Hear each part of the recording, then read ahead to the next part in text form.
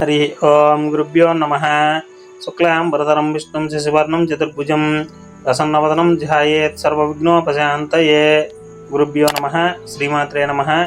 ఈ కార్తీక మాసంలో మనం పారాయణం చేస్తున్నటువంటి కార్తీక పురాణం 22వ అధ్యాయాన్ని గురించి ఇప్పుడు విందాం. ఈ 22వ అధ్యాయంలో పురంజయుడు విజయం సాధించినటువంటి వృత్తాంతాన్ని గురించి తెలియజేస్తూ ఉంటారు. అయితే పురంజయుడు ఆస్థాన పురోహితులు చెప్పిన ప్రకారం కార్తీక పౌర్ణమి రోజున శుచిగా దేవాలయమునకు వెళ్ళి భక్తి శ్రద్ధలతో శ్రీమన్నారాయణుని షోడశోపచారములతో పూజించి తన మందిరానికి వచ్చి బంగారు విష్ణు ప్రతిమను ఒక దానిని తెప్పించి ఆ ప్రతిమను పళ్ళతో పుష్పాలతో పూజించి ఆ రాత్రంతా కేశవనామాలతో సంకీర్తనం చేస్తూ రాత్రంతా జాగరణ చేశాడు.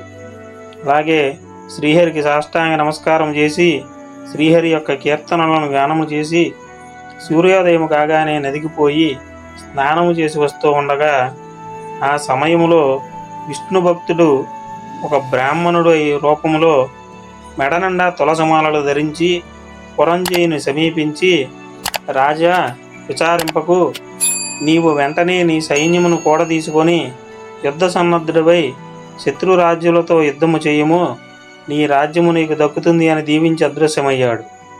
ఇతడెవరో మహానుభావుని వలె ఉన్నాడు అని ఆ బ్రాహ్మణోత్తముని మాటలు విని మరింత సంతోషంతో యుద్ధ సన్నద్ధుడై శత్రురాజులతో అద్భుతముగా పోరాడాడు.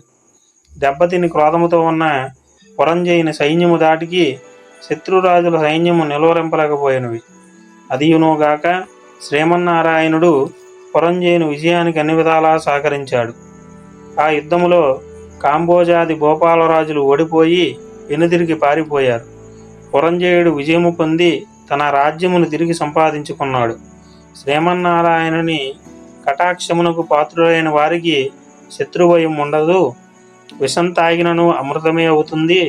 ప్రహ్లాదుని తండ్రి విషాన్ని ఇవ్వగా శ్రీహరిని ప్రార్థించి తాగగా అది అమృతమైనది కదా. శ్రీహరి కటాక్షము వలన సూర్యచంద్రులు ఉన్నంత వరకు ధ్రువుడు చిరంజీవియే కదా. అంతా శ్రీహరి లీలా విన్యాసం. హరినామస్మరణ చేసిన వారికి శత్రువు మిత్రుడవుతాడు. అధర్మము ధర్మముగా మారుతుంది. దైవానుగ్రహం లేని వారికి ధర్మమే అధర్మం అవుతుంది.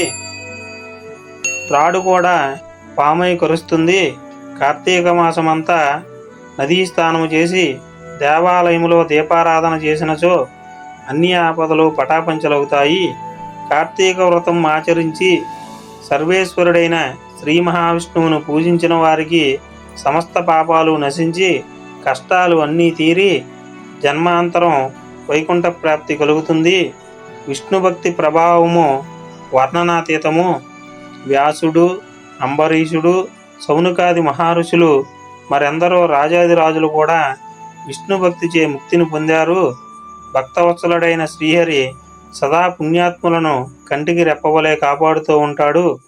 శ్రీమన్నారాయణుడు సర్వాంతర్యామి, 1000 సూర్యభగవానుల తేజస్సు కలిగినవాడు, నిరాకారుడు, నిర్వికల్పుడు, నిత్యానందుడు, నీరజాక్షుడు, 14 లోకములను తన యందు నిలుపుకొని కాపాడుతున్న మహానుభావుడు. అటువంటి శ్రీ మహావిష్ణువుకు అతి ప్రియమైన కార్తీక మాస వ్రతమును భక్తి శ్రద్ధలతో ఎవరు చేయుదరో వారి ఇంట శ్రీ మహావిష్ణువు లక్ష్మీ సమేతుడై కొలువై ఉంటాడు. ఆ ఇల్లు సిరి సంపదలతో తొలతెగుతూ ఉంటుంది. కార్తీక మాసములో శుచి అయి పురాణ పఠనము చేసిన వారు, విన్నవారు సంసార సంబంధములైన పాపాల నుండి, కష్టాల నుండి విముక్తులై జన్మాంతరములో విష్ణులోకాన్ని చేరుతారు. శ్రాద్ధ సమయంలో ఈ అధ్యాయాన్ని పఠిస్తే పితృదేవతలు ఎంతో సంతోషిస్తారు. వారి వంశం అంతయు తరించును అని చెప్పి వివరించారు.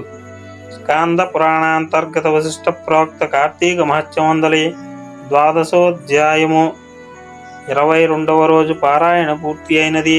స్వస్తి.